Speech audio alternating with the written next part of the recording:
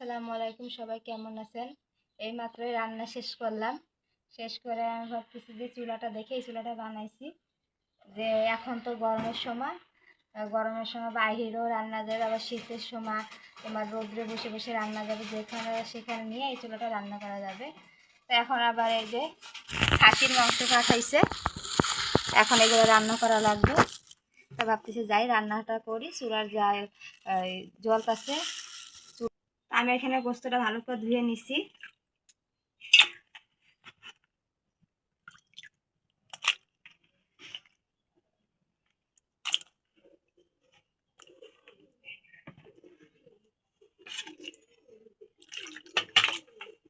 যেহেতু সবকিছু বাটাই থাকে তাই রান্না করতে তো ঝামেলা হয় না। যে রসুন বাটা, শুকনো ঝাল, আদা, জিরা, আর এখানে গোটা কিছু রসুন দিছি, আমার মশলা পেঁয়াজ,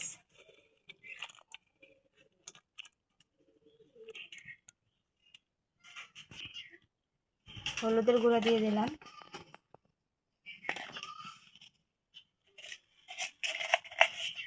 এখানে লবণ,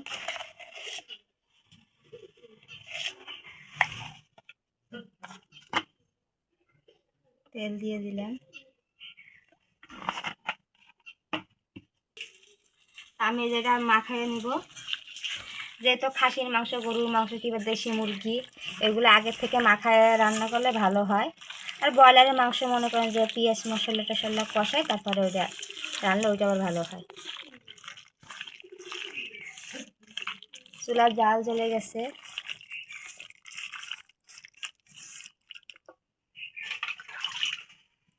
পানি দিয়ে এরপরে চুলা দিব।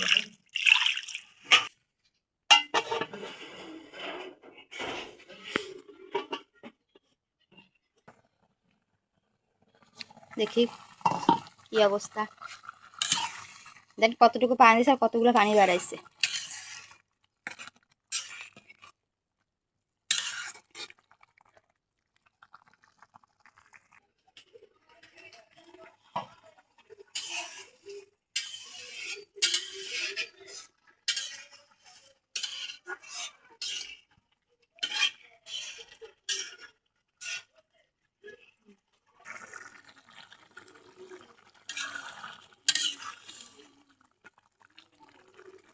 বাইরের প্রচুর রোদ, রোদের আলো আসছে তরকারির ভিতরে, দেখেন।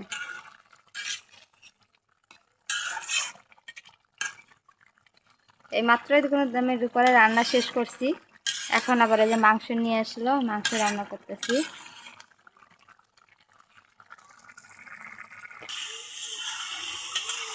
আমার এই যে পানি শুকাই গেছে, এখন খালি এটা বসাবো।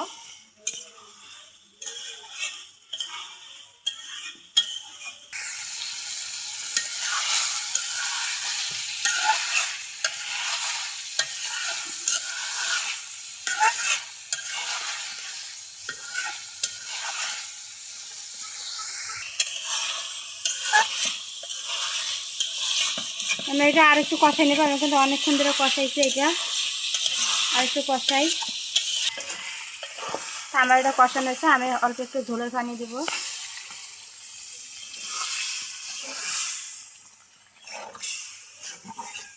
এতটুকুই থাক। এই যে আমার রান্নাটা হয়ে গেছে,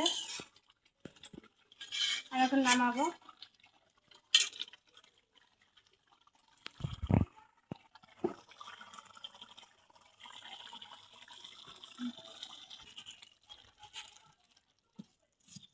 আর রোদ্রে আলুটা আছে সব।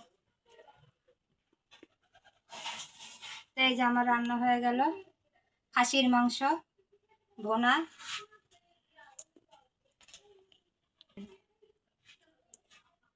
আজকে রান্না করতে অনেক কষ্ট হলো, কারণ কিছুক্ষণ আগে রান্না শেষ করছি, ফির আবার যে মাংস নিয়ে আসলো, তখন মাংস রান্না করলাম। তো আজকের মতো এই পর্যন্তই। সবাই ভালো থাকেন, সুস্থ থাকেন, আল্লাহ হাফিজ।